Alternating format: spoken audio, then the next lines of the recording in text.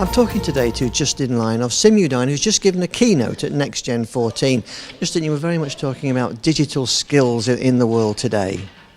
Yeah, I mean, what's happened recently over the past 7 months is that a task force here in the United Kingdom has been looking at the gap in digital skills.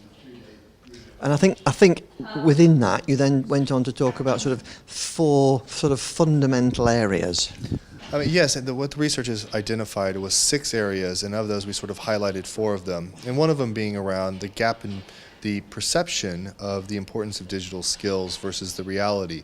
So the research uncovered, for example, that 23% of parents, nearly a quarter of parents, don't think that digital skills are important for their children's careers.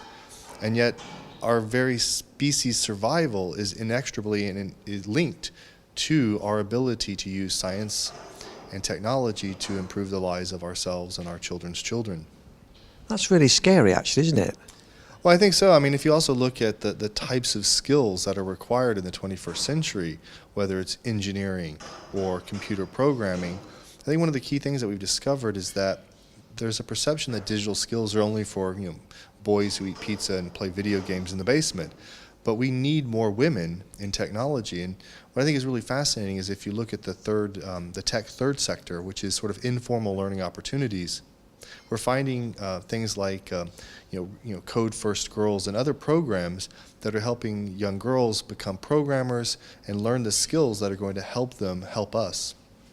You also talked about something called cognition platforms, if I think I've got that right. Explain to me what that is. Well, a cognition platform is a combination of advanced mathematics and algorithms from machine learning, for example, with engaging visuals that make that math tractable and approachable by the humans that interact with it.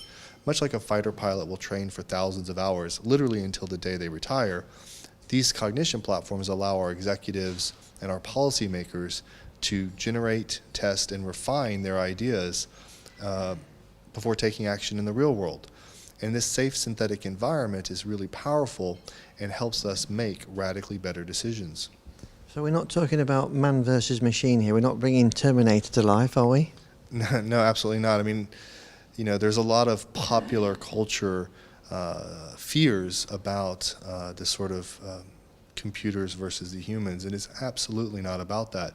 It's really about how the things that have evolved can work with the things that have been created to improve our lives. And what we found over the past 20 or 30 years is that humans and computers, when we work together, we make significantly and radically better decisions for the betterment of all of us.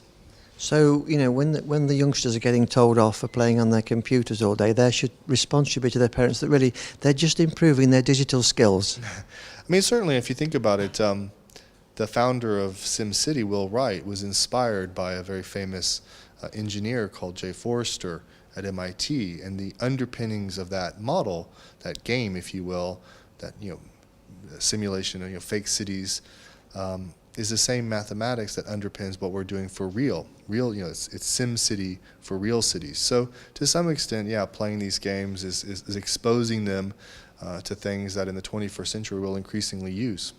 Fascinating. Thanks very much for talking to us. My pleasure.